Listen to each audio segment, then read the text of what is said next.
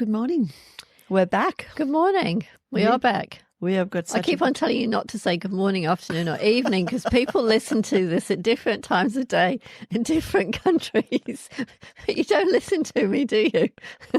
I don't know. I'm just being like, it's good morning. It's not so bad with the podcast. It's a bit different with our radio thing. Yeah, where it comes on at 8:30 at night on a Tuesday evening. Crystal says good morning. Hello. Anyway. Well, we've got a really good topic today. Yes. So it's actually close to my heart as well. And what's the topic called, Kate? Stop thinking like an employee. Yeah, as a business owner, right? As a business owner. And I think it's a very good topic because I think there are a lot of people who have gone from a corporate life to becoming a business owner. Yeah. And the transition from employee to business owner is difficult. Yeah. Well, and I think most of us have been an employee at some point in our life, whether it's when you at school, leaving school, at uni, first job. Like you don't just wake up at 17 and go, I want to start there are people out there, but the majority of people that fall into a business are normally they think about it for a little while. They're not those high-end entrepreneurs, that are just that are just born. That's what they know they're going to do type of thing. But yes, I think a lot of business owners also think like an employee because to have that mindset of a business owner is not something you're born with. No. It's something you learn.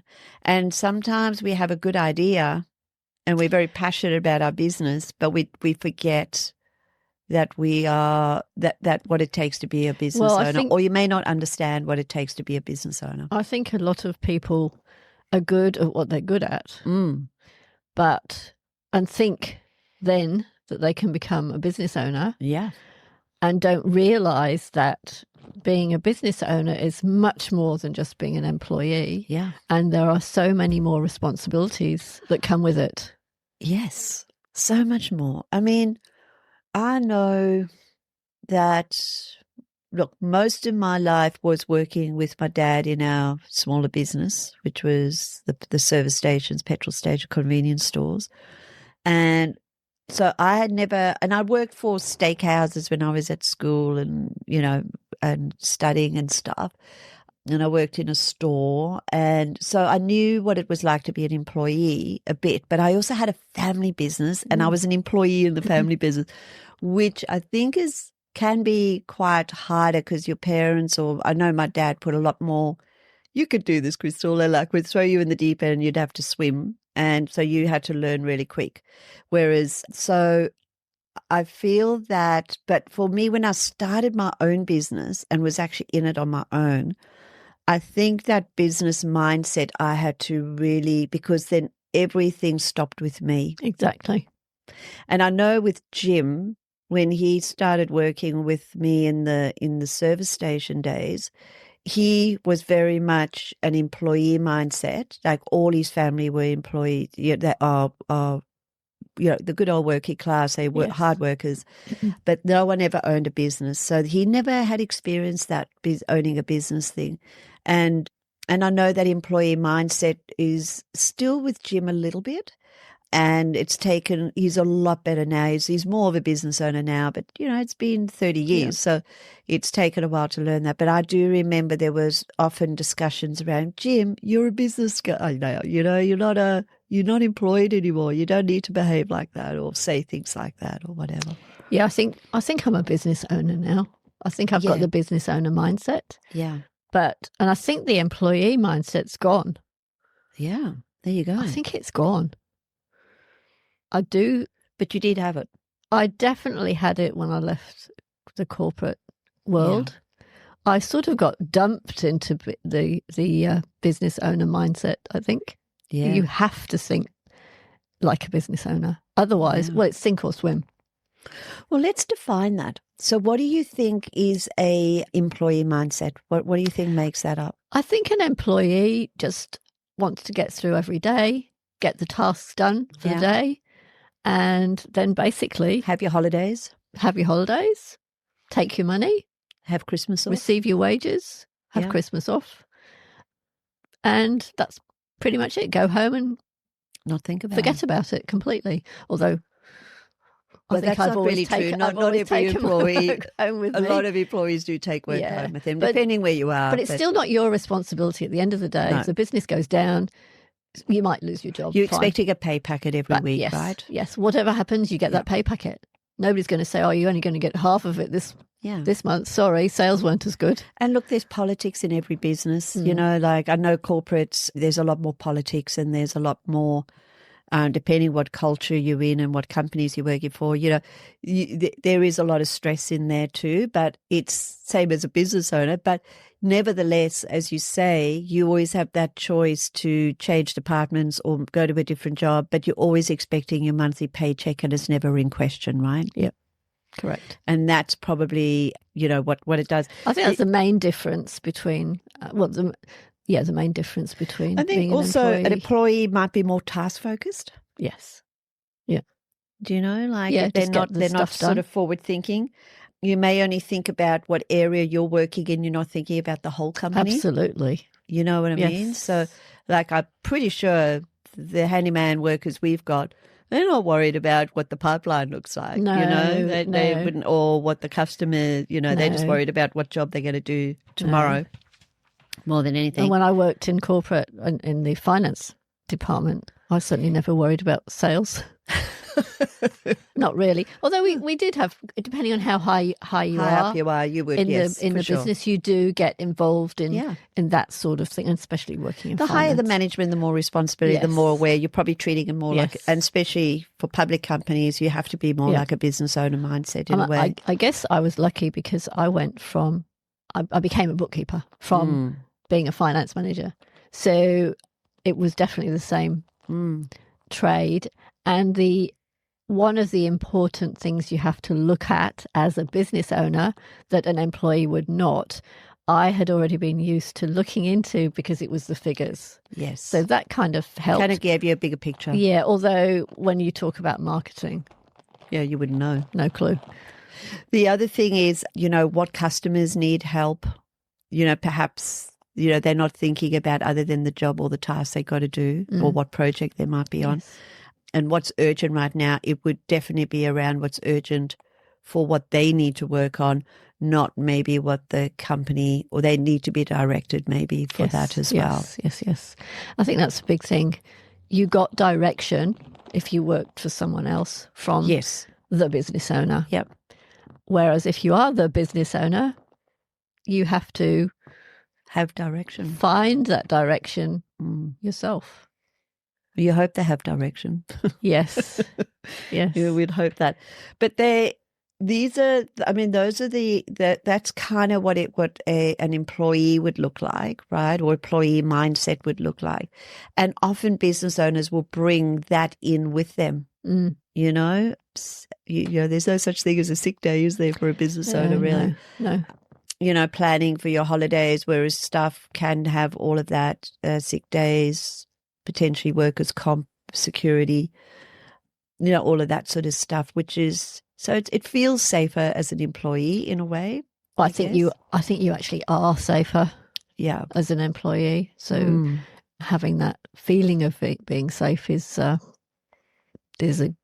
good one. There's a saying that if the business owner stays too long, and I think all business owners potentially when they first start out all have an employee mindset in a way.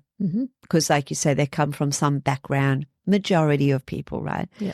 But if you stay too long, the business can become completely dependent on them. Yes. And that was with that similar topic that we talked about when you are flat out busy and then you panic when you got not busy. They become the person who holds all the knowledge, makes all the decisions, solves all the problems, and carries all the pressure. And that can create a big bottleneck for the business owner. Yes. So that's where the employee mindset kind of can be a bit of problem for. Well, you have to switch it off, the employee mindset. Yeah. Well, maybe not switch it off. Did you just switch it off one day? Did you just think wake up and switch it off? I think it just disappeared. I got overtaken, with the overruled responsibilities by the business mindset. And what helped you to get to that point? Having to make my business make a profit, having to be a success. Yes. No choice. Absolutely had to focus on marketing, had to get leads. Yeah. No choice. Had to do it. Had to do everything myself. Had to worry about if my computer broke down, what do I do with it? Yeah. Zoom doesn't work today. Internet, Telstra's switched everything off. What do I do? Bloody hell. How does that even happen? I don't even know today. That just shows how fragile our technology and everything is. You know what I mean? If you get me started, don't get me started. I seem to have an issue every day with something to do with technology. Yeah. But this morning, it looked like my email wasn't working. I think they just changed the screen. I couldn't find the inbox screen, but I was starting to panic. But because I was recording You're with Microsoft, aren't you? Yes, Microsoft. Well, we're not here to I bag thought I companies had to out, log in again, but I eventually clicked somewhere and I thought, oh, there's the menu. I can see my inbox now. It's not a problem. I get it. And when technology we use technology. Well, if you're in a job or a business where you need to, well, we all need technology in our businesses now. There's very few that don't, right? So it is a worry. I think it's something that isn't often on our list of things that business owners have to do. Yeah. You know, we say they have to do the bookkeeping, they have to do the selling. That's all that technology. Think about all that. They've got to be a technology They've got to be an IT person. Yeah. And I will talk about my latest gripe, which was uploading and downloading files, such as podcast files from Mark Charette, which end up being anything from 15 gigabytes to 34 gigabytes, uploading and downloading them. Oh, God. And it was taking forever. Yeah. Finally, we've got NBN into the house. Into the house now. Has that made a difference? I think it has. Although we've asked Mark Charette not to deliver files of 34 gigabytes. The test will be uploading these files when I get home onto Google. But it does slow you down and it can be frustrating. And as a business owner, you do have to worry about all of that stuff, don't you? Sorry to... And that's...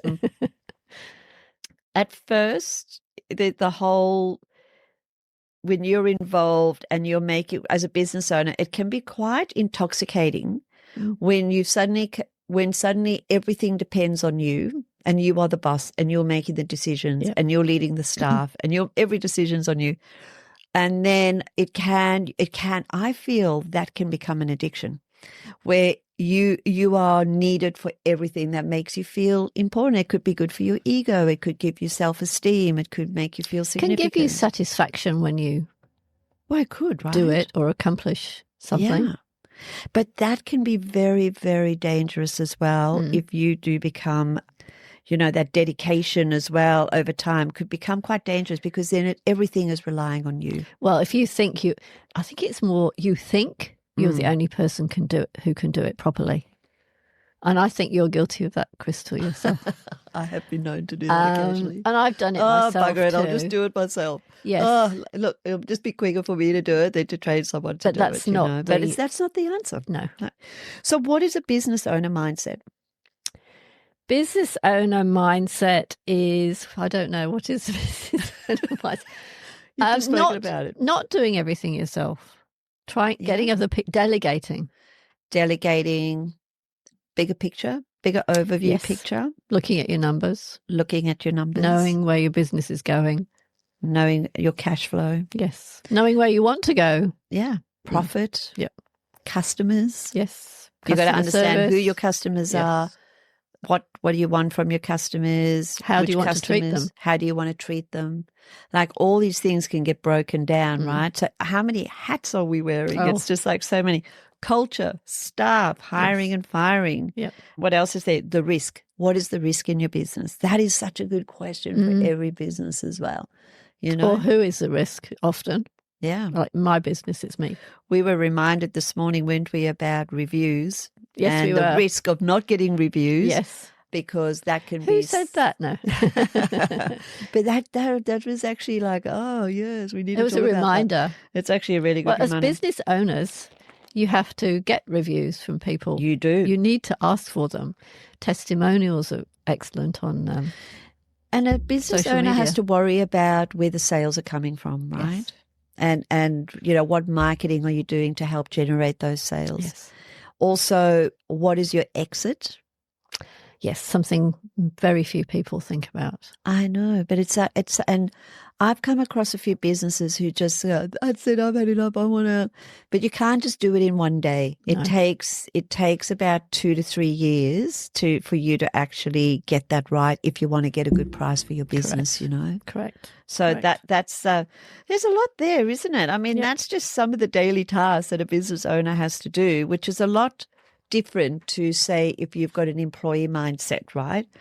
Yes. So a business owner will think about the future. Correct. Which we were saying the employee mindset just worries about what's happening today. Yeah, you certainly don't think much about the future. No, other than your next holiday or what you're doing with your private life. And they also business owners have to understand that every decision that they make will shape their business in some way. Correct. Which is quite a lot of responsibility. And a business owner, is the customer actually profitable? Are they taking too much time? Are they the right fit for the business?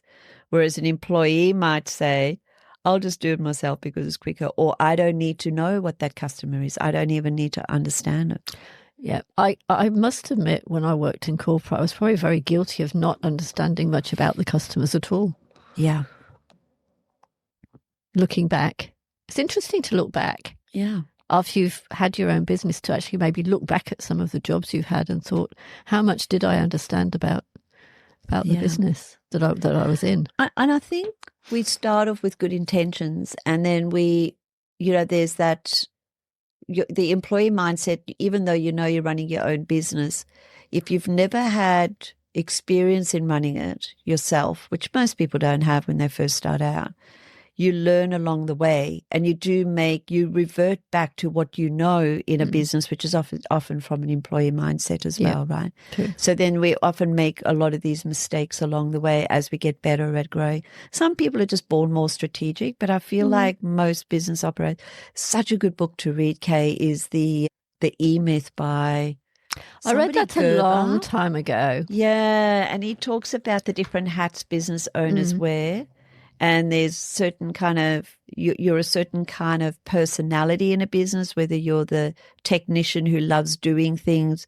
There might be other people that I've forgotten the different things I have in there. But he talks about who are you and how many hats do you have to wear and which hat do you have to put on for what decision or for what part of the business. And it can be quite a good thing to do, to have like Actually a list of like hat. 10 hats across the thing there. Yes. And doing that.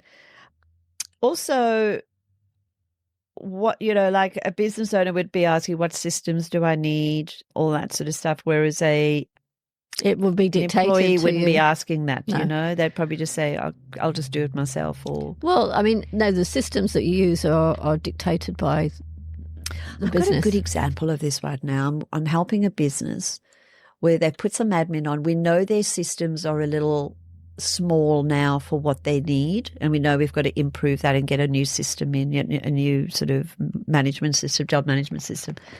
But we've hired a new admin to help with the business, and he's very, very good he loves adopting new technology and stuff. And of course, AI now with everything, everybody's creating systems and programs for everything, right? But because there is a risk in the business of that they've got two very different sections in their business, and the risk is that only one staff member on each side knows everything. So if one of them goes, it's going to be really hard to keep that one section going. So the idea was to hire someone else, put them in, and then he would learn all the different systems and understand the whole lot. And so he could be that person you could plug in and play. Yeah. But the problem is, all he could see is how they can improve their system. And so all he wants to do is create this new system, but he doesn't understand that what the bigger picture of the business and why we can't just waltz in and just do that. Like he might fix this little component, but then what happens with this part, you know? Yeah. So that's a very good example of someone who they've hired as an employee, but they're not thinking, you know, and maybe their job is to talk to help him understand or just to put him back in his box for a little while. Well, he's not doing what he's been yes, exactly. And his passion probably is, and his fun that he likes is probably creating new technology. I must admit, when I was in corporate, I did implement a few systems, suggested some new systems that did get implemented that I think put if forward. You've got nothing, you need help with that. They had systems. I mean, they had a big SAP software SAP, for the bookkeeping and everything, but it was more for doing the tax. Okay. We used to just give everything to the accountants, but there is a program that we could implement to suck the information out of SAP and put it into this. I can't remember what it was called now. That's good. But we implemented that, and it saved. It was very useful. Yeah, very helpful. Plus, I often, for some reason in my corporate life, I ended up implementing systems. I don't know how it happened. I think it was just what I've done. You're an early adopter. Pardon? You like to adopt early technology. I've seen you do Obviously, that. I must have liked it. I implemented what was called the Quantel property management system in hotels when I used to work in Germany for the American Armed Forces. And I had to actually go, because it was a hotel system. I had to go and show people how to do the night audit at midnight to sort of, make sure they got all the receipts and the figures all added up. Yeah. And you know me, I go to bed at 8:30. Staying up to midnight to do a night audit was not a lot of fun. Not the idea of fun, no. But among others, it just seems to be something that I've done. But that's just, we are digressing from. Yes, that is right. Now, what is the trap of doing everything yourself as a business owner? Well, you can't do everything yourself. There's nobody else to fall back on, nobody to take over if you're sick. Yeah. I think the trap that we fall into is like, it's quicker if I do it myself. Well, yes. I know, I'm guilty of that sometimes. I just go, I'll just do it. I should give it to the admin, but I'll just do it. Then I know it's done. The staff will not do it the way I want to do it. That's often so it's a trust thing, I think. Yes. Or the customer, I've seen Jim do this, the customer only wants me. I can understand that. The customer only wants me. Yes. They like me. I like them. I can't afford to hire help. Yes. So that's a big trap. And I think sometimes you can't afford not to hire help, I do not have time to train anyone. True. Yep.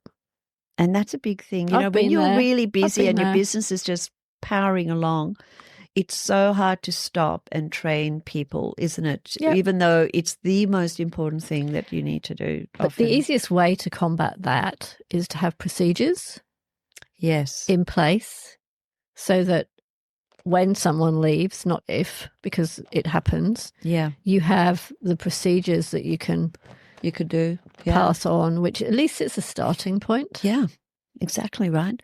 And then also, if I let go, the standards will drop. Yes. If I don't do it, the standards will.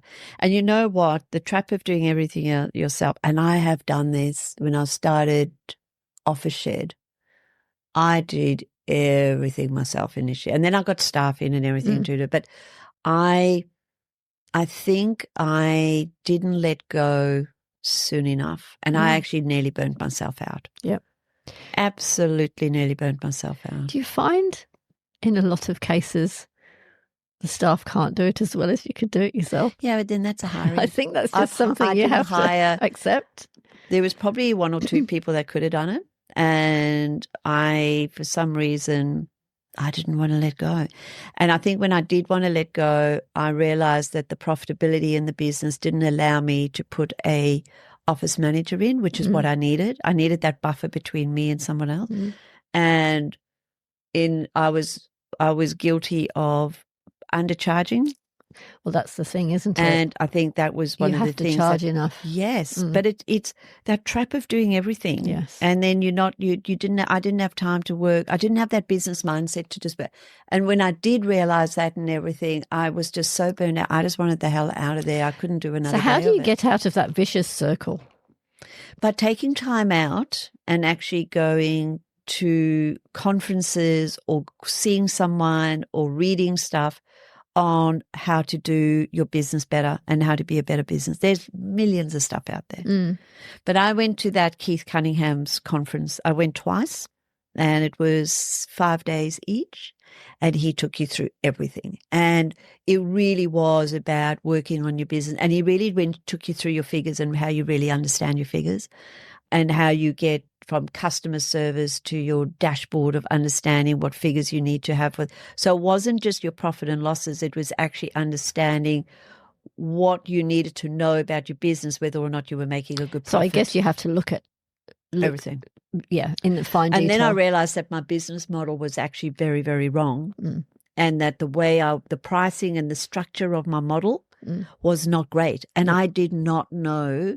And I actually think that the model that I had wasn't right for the clientele that I had.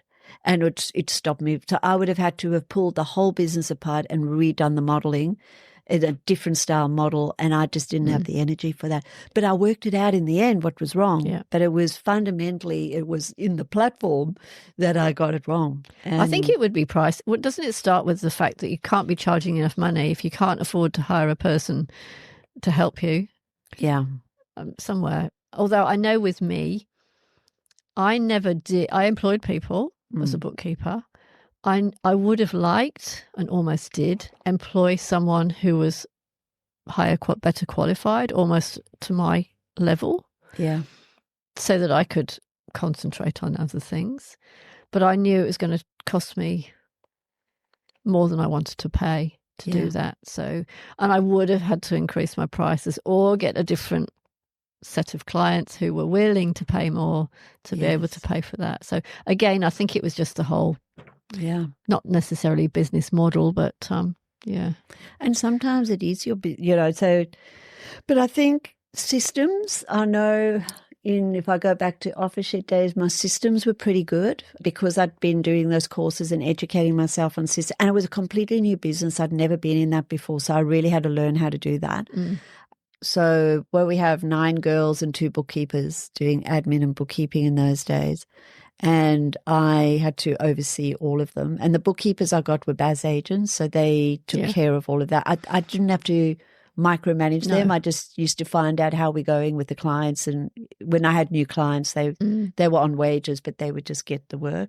And then also making sure that how many people, I'm digressing here, but how much hours of work did I have coming in versus what quality of and quantity of staff did I need as well, Yes. But I think that's where a system that you can have, whether it's a checklist or I use a signer where you can actually have for a bit like it's pretty much the blueprint for the hire a hubby business and for the coaching business, and it tells me what needs to be done daily, weekly, monthly, quarterly, and yearly. And that's from everything, BASs, wages, to strategy, to leads. But it's only as good as if you use it. But I did have that. So. Is that a crossover between employee mindset and business mindset? I think having a checklist? Because I've always had checklists. Well, yeah, the checklist kind of made sure that kind of gave me that everything that needed to be done, like a system, what needed to be done in the business in order for it to repeat and do the work, needed to be in there. And then you train your staff to which areas of that checklist do they work on. Yeah. And making sure, like customer service, you would have different things about customer service that we got to do. Quotes go out within a certain amount of time. When they come in, how fast you book them out, or how fast you return calls, all that sort of stuff. So that sort of system can really help. KPIs. KPIs. We've not talked about KPIs in any of our podcasts so far. No, key performance indicators. Yeah, exactly, which are very important. Give me an example of one. KPIs, the one, what was it you just said? returning customers' calls would be. Yeah. How many customer calls do I return And in how a day? fast are you doing it? So that would be a KPI. We return all customers' calls within 2 hours of receiving them. Yep. I mean, that would be a KPI. How many quotes am I sending out? Yeah. Or not so much how many, actually logging. So you'd have a KPI that I need to We have to send out, I think it's 70 quotes a month. We have to send out in order to win the amount of money that we want to earn for that month, because we know we get like a 60% approval rate, and then work comes in like the do and charge as well. But we know that out of that 70, we will win, say, 35, 40 jobs. And then that'll guarantee us that amount of work. So that's a KPI for us. I mean, KPI can be an hourly rate, actual hourly rate. Yeah, that you want to on average we need to be charging $95 an hour or $100 or $150 an hour is what our average rate needs to be. Yeah. So KPIs is something that we it guides you to make sure that your goals are being met. Well, it's your goals. It's what are your goals? Our KPI. We came up with a KPI yesterday for our podcast, didn't we? Yes, we did. So what was it? 1,000 views in 30 days. Yeah. 1,000 downloads in 30 days. Yeah. So help us achieve that, guys. Yes, that's exactly right. Now, the owner's job is not to be the hero every day, right? But the owner's job is to build a business where the team can succeed without needing constant rescue. I like to be the hero. You know me. I like to be liked. What was it I said yesterday or in the radio show the other day? Something similar.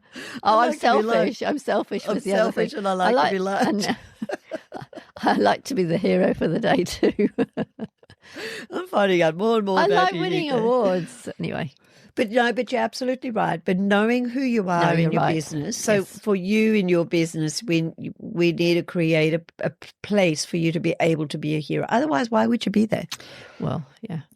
So that's why every business is so different, because every business owner brings something different to it, right? So there's like for Jim, for him to be liked, he gives great customer service and he loves helping people. Yes. It's just in his DNA to help people.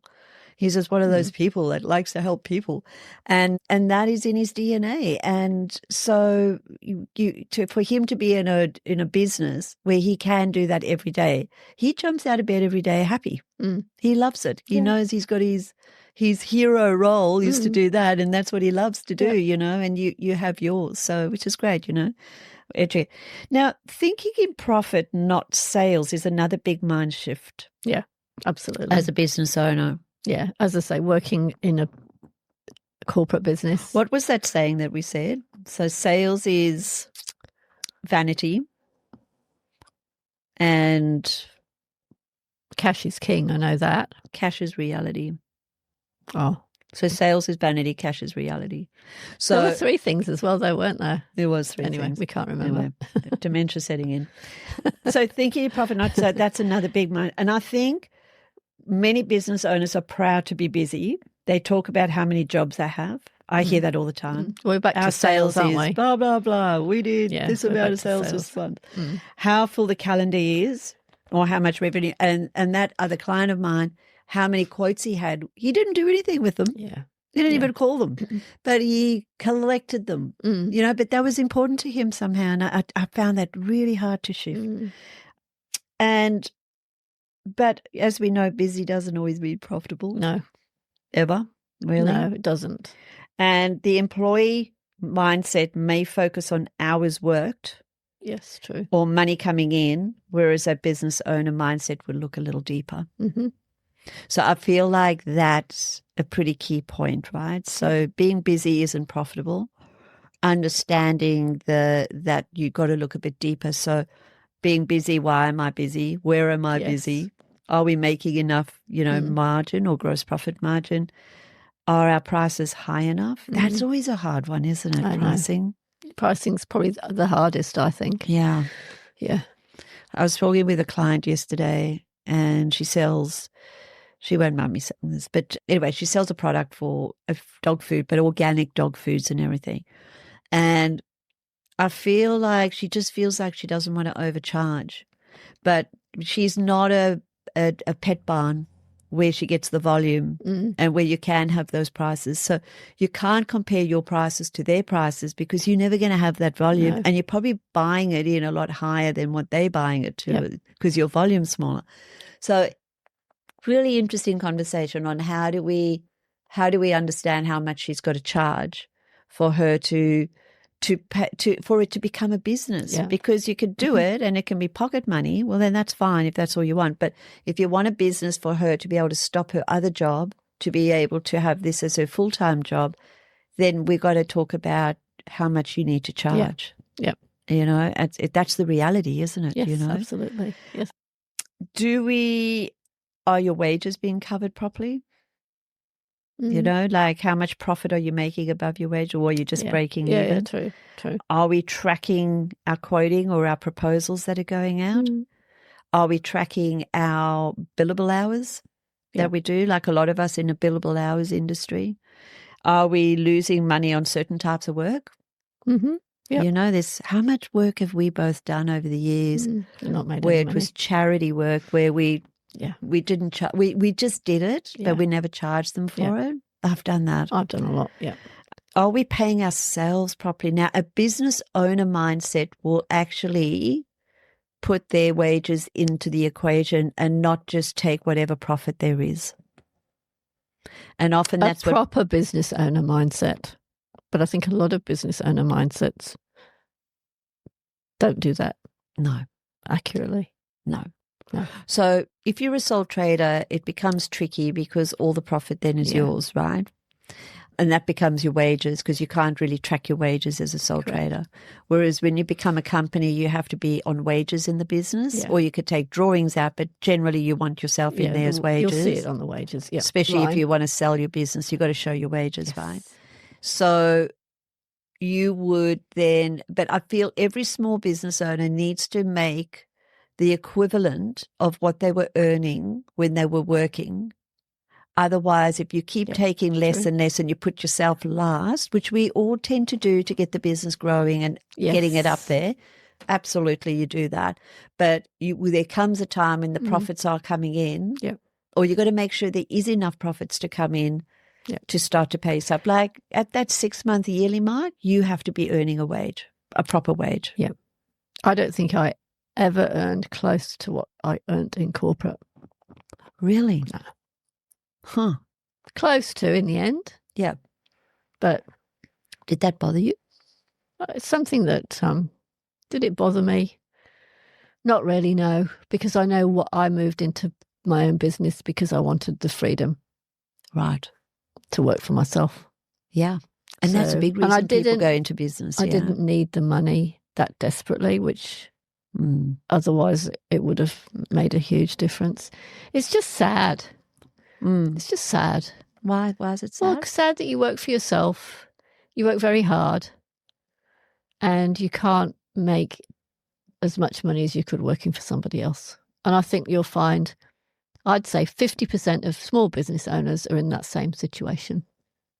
I have no facts. I'm guessing. But I think I would be guessing right. And it's sad because we're all trying so hard. Yeah. Busting a gut. Yeah. So you can all put your tissues away. But it is sad. I hear what you're saying. And it also, I guess that's where you need to make sure that your business is healthy, isn't it? Yes. Yeah. So that you can pay yourself enough and that you shouldn't have to put yourself last. Yes. Would be good. Learning to say no. Learning to say no, that's a really hard one, isn't it? But it's definitely, I think that's really hard as a business owner. Yeah. I know when I first started a few different business, I always say no is not an answer. You know, no is not going to be acceptable. I'll say yes to everything. So you say yes to every client. You say yes to everything. And then you go, oh, well, that's not going to work after a while. So you do have to learn to say no. In a nice way. In a nice way, for sure. But you have to say no to the clients that you know are not going to be good for your business. You have to say no to the pricing that may not be good for your business. Yep. You have to say no to people who want their baz done when you no longer wish to do poor agent payment services, terms, right? What about that? Saying no to we've just had the most ridiculous thing happen with payment terms. And I think it's just the sign of the times at the moment, and people are getting heavily burnt by people, subcontractors. People are not paying them, right? So we wanted to use a couple of subcontractors. They asked for 80% up front before, and it's our customer. We're carrying all the risk on these, and they wanted 80% up front. And I just went, no friggin' way am I doing that. No. So we had to negotiate with them. And I understand where they're coming from, because when you speak to them, why are you doing this? Well, I got to be guaranteed to get my money, because so many of them are working and they're not getting that money, or they don't want to follow up on that outstanding invoice. So now they're asking for money up front. So there's probably a variety of reasons why they're doing that. But you can't be paying. That's not good payment terms for my business. Well, you didn't get your wages in advance, did you? If you go back to the employee versus, I would have liked to. But you didn't, did you? No. So why should you pay a contractor and if anybody in asks advance? me for wages in advance, I always got to ask them why, and I'll do it once if it's a very good reason. But I wouldn't. Yeah, you're not going to do it because are they going to turn up for work? I think it's a sign of the times. However, saying that, I was part of a couple of bookkeeping groups, and the recommendation was get paid in advance. So that's what I eventually did, a month in advance rather than a month in arrears. Yeah. But that really comes from not trusting the customer to pay at the end of the month. I think that's where a lot of that comes from. I also think that's people don't mind. And you had that on a direct debit system. Mine was on a direct debit anyway. So unless the customer didn't have the money in the bank, it would have gone through whatever time of the month. The alternative board does the same thing. Yeah. So we ask you to pay for, you got to give us a month's notice. So we take the money up front. And then if you don't want to go any forward, you just give us notice then, and then that's it. Yeah. But yes, and I feel like for services and that's definitely something. And I love for like bookkeepers and coaches and a lot of different service kind of businesses where it's repeat business and they stay with you for a long time. I feel like you can do that direct debit system. It's like a subscription in a way, isn't it? Yeah. And then if you do more work, you just do more things. But contractors billing you wanting payment in advance. I think it's very rude. So what happened in the end? To what? To these contractors that asked you to. Oh. Did you back down, or did you stick with no? No, I did not back down. Compromised? Yes, we compromised. We'd been 30%. Okay. So, and I said, we're happy to do it. And it's not like we've never paid them, and we give them lots of work. So we sort of had to reason with them on that. But there was like 3 in 1 week. So there must be something going around that's telling them to do it. It tells me that their cash flow is not good, though. Well, that's it. And if people aren't paying them, I totally understand that. It must be hard. Who else would you need to say no to? So we've said no to some new clients. We've said no to, I don't know, who else would I say no to? I don't know. Opportunities that could distract your time. Oh, I wouldn't have got that one. Sorry. I wasn't going to get the answer to that, and I couldn't remember it off the cheat sheet. No, but that is such an interesting one, isn't it? It is actually, yes. It's a very good one. It's a very good one. Because some of us love to do new things all the time, right? We get bored with doing the same things. You do. I do. Sometimes you may get a lot of opportunities that come past your door, and sometimes you can do too many opportunities, and then that distracts you and puts you into so many different areas. Like doing radio shows and podcasts at the same time. Yes, we want like committing to 52 radio shows in a year. Yes, no. But yeah.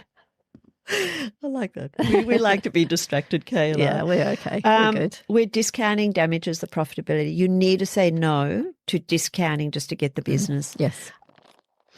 Because that could be detrimental to future things. So if you start saying, oh, look, just to get the job, and how many people ask you, can we have, if we pay cash, can we get, What's the answer to that besides no? Because it's very hard when you get that, when you're having that conversation. How do you? There must be a sentence you can say. What I've heard said that's worked really well is, look, we collect GST we are required to pay that GST. So whether we take the cash from you, I'm still required to pay that 10%. So I can't give you that 10% You're off. assuming discount for cash. Yeah, so that when they ask discount for cash, and then we just say, no, that look, we already do it. We just do it by the books. I'm sorry, we just don't discount it for that. If they want a discount, we ask, well, why, and then we just say, well, we can reduce some of the work. If you feel like you want a discount, what area would you like reduced? Yeah, that's what we do with the bookkeeping. Yeah. Do you want to include payroll or exclude payroll? If you want to exclude it and do it yourself, then the price will be less. I think so. And I think you need to stand your ground because, look, if you don't ask, you don't get. No. But it's at the same time, a lot of people say, if you ask for a discount, you'll generally get one. But if you don't ask, but you're also allowed to say no. You don't have to say yes. Yeah. I think also that work that doesn't fit your skills or business model, that can be very distracting. Like I've seen businesses take on work that felt like a good opportunity and probably needed the work, but their skill sets couldn't actually do it, and then it just all went pear-shaped. That's a bit like fake it till you make it, is it? It's a little bit. But if you don't have the skills or the right staff to do it, you can just do an absolute dog's breakfast on it, and that can cost you quite a lot of money, can't it? Yep. So it's like Mark saying you'll do a Hollywood movie, instead of a podcast. Yeah. But he might have the skills for that. So we'll cut that out. He might be able to do Hollywood movies. Exactly. He'll probably tell us he can. So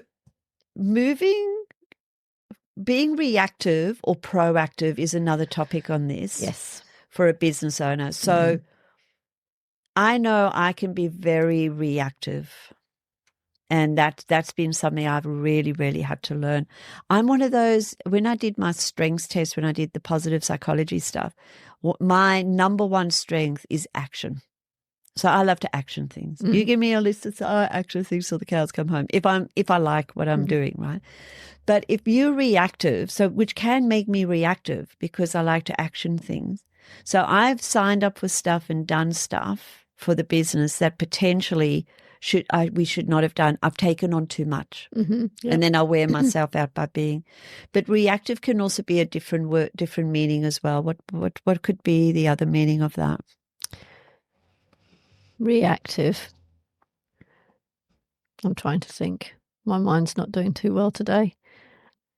I mean, you could react badly to something, and lash out at a customer for not doing what they're supposed to do. That's what comes to my mind. Yeah, that's a good one. Reactive, becoming withdrawn as well. Yeah. Which probably isn't what it means by reactive. No, but I mean that you're reacting to something. Being upset, to me, reactive means being upset or becoming annoyed about something that maybe you actually shouldn't if you were looking at the situation in a calmer way. Yeah, that's very much reactive as well. And reactive could mean that you take on, yes, we could do this work. Yes, we could take on this. Yeah. Yes, we could add more stuff. Oh, yes, join us now. Yeah, we could be totally. Or if the cash isn't there, we could be reactive and sell equipment. Or we could, reduce our price, get rid of staff if it gets quiet for 1 week. Yeah, reduce your price. Yeah. Does reactive mean it's something that happens quickly, or can reactive happen slowly, do you think? I think sometimes it's probably unavoidable if certain situations happen and you've got to react. So say you have a competitor move into your area and then you have to be reactive quite quickly. Yes, okay. You could have one of your staff members that you incredibly relied on leave. So then you have to react quite quickly. Okay, yeah. So there are unavoidable situations where you do need to react in order to keep the business on track. But there's also, you can react to situations like you say, a staff's behavior, depending where your mindset is, or you might be tired and stressed out about the business or overworked, or you've got too much on your plate and you might overreact. So I think there's reactive and overreactive.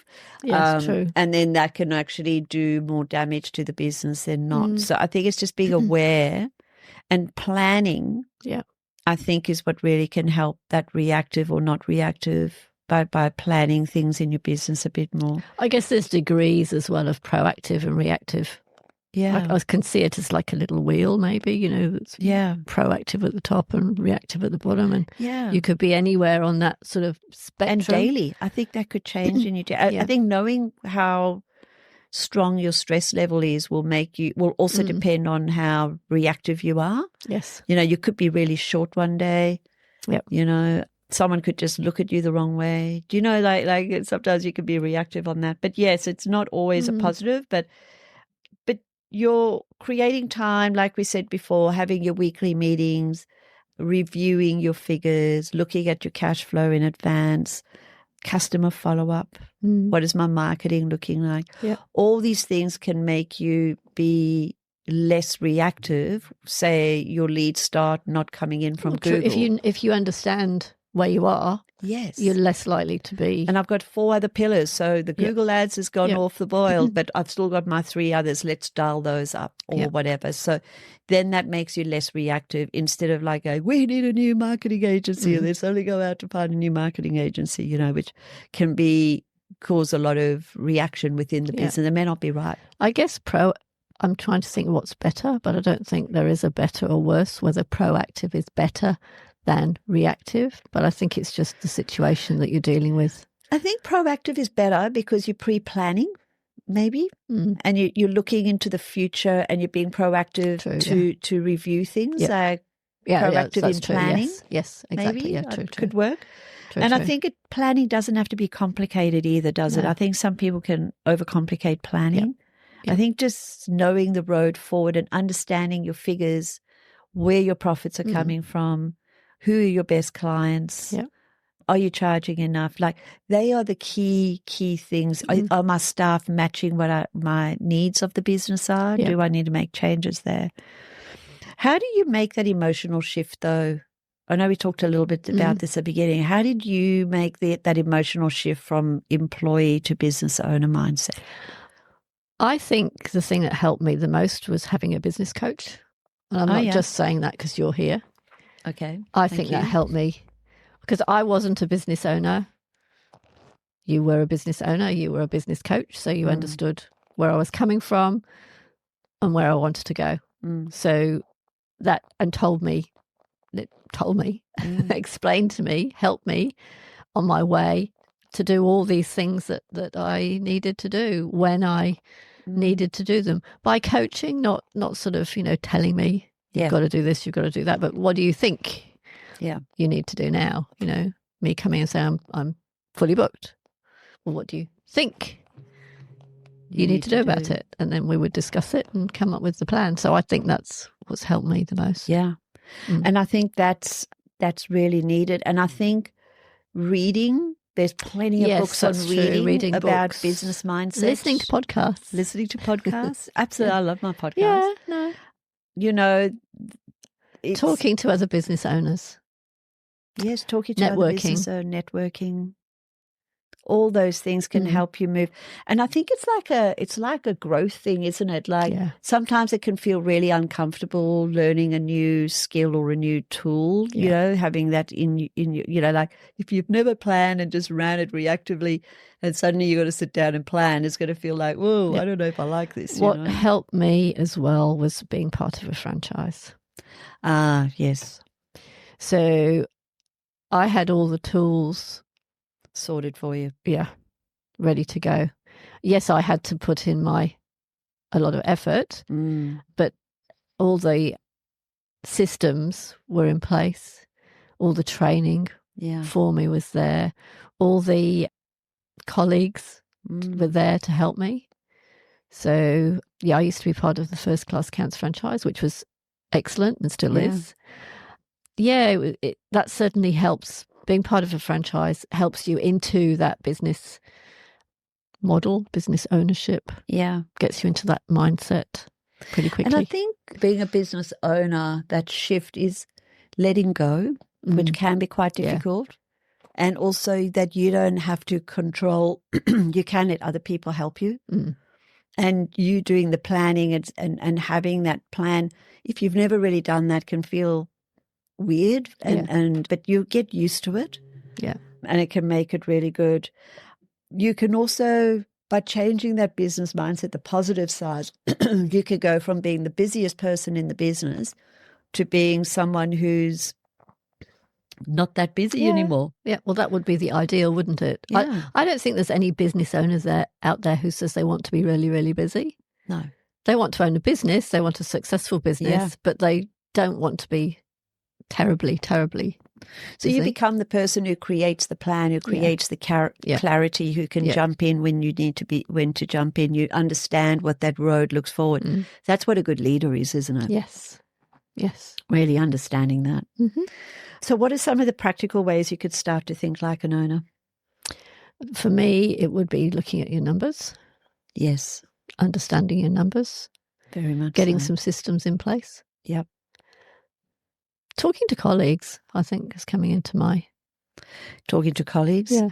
I think blocking out some time each week could work as well, just to work on the business. That weekly pipeline weekly meeting. Weekly meeting. It just has to be half an hour sometimes, just to go through everything. And I don't think you need to call it a weekly meeting. I don't like the name of it. Weekly meetings for me are more like people who work in planning meeting, corporate. No, not a meeting. It's just a session. Yeah, planning session. A review and planning session. Yeah. I think write down the tasks, what you can do right now, that you need to do, could help. Instead of keeping it in your head. That's another thing. How many people only do the tasks that they can do easily, not the ones that are harder? Nevertheless, it's very satisfying. It's very satisfying ticking. Yeah, to do the ones that you know how to do. That's very true. And then the tasks that someone else could be trained to do. Yeah, true. I've often done that. Yeah. Start documenting your systems. I know you say having systems. If you don't have a system, start documenting them. Yeah, well, it's like procedures so you can train staff. Yeah. How do you talk to a client on a phone? You can get the staff, if you've got them, to write the procedures for the future staff. I like that. Then you don't have to do them yourself. Yeah. And keep it on a common drive, where everybody could see it. You could just do it in a Google document. It doesn't have to be all that special, that amazing, and don't spend hours and hours on it. In fact, you could record yourself on your phone. That's what I was just going to say, record it and then have it written up. Just put it into a ChatGPT and it'll write it up for you, exactly what you said. Or a Loom video is very good as well, where you could sort of show and then have that in a common thing. I think that reviewing your customers and the kind of jobs that you're having is part of that review. I know you said you're understanding your finances and your cash flow and knowing which work is profitable. I don't think many people really understand that in full detail, and which work is draining the business. So what is that stuff that's really you don't need to do? Yeah. I was speaking with a bookkeeper and she was, for some reason, she keeps taking on admin work. And I'm going, why? You're a bookkeeper. Just do bookkeeping. That's your lane. Stay in your lane. Why are you doing his invoicing? Why are you helping him set up systems? Why are you helping him with his quoting? That's admin work. Like, what are you? Are you? And that was distracting her and she couldn't charge for the amount of hours at that high rate for the admin work. Yes. You can't. Yes. Yeah. No one's going to pay that. And I said to her, you're draining the business and your time by doing this work that really, and I know you want to do it because you like learning new things, but I said, find something in bookkeeping to learn a new thing about. So asking better questions. Yeah. In your business. How do I do that? Or what should I do next? How do I get through today? What should make this business stronger in 6 months? They're the questions you need to ask when you're sitting down having your weekly review. Weekly meeting that we don't call a weekly session. Review questions. And get support. I think we've said that over and over again. Yeah. Please get support. There's so much help and support out there. And you're not alone in your business. No. You don't have to be alone in your business. And the people that keep working and wanting to better themselves and better their businesses are the ones that will continue to succeed and grow. They are, definitely. So, conclusion? Conclusion, stop thinking like an employee. Key takeout? Key take- Yeah, the shift, I think, from a Yeah. business owner is one of the most important changes a small business owner can make. I really do. And I being think aware that you are thinking like an employee, and not so much being aware of what you need to be focusing on. Yeah.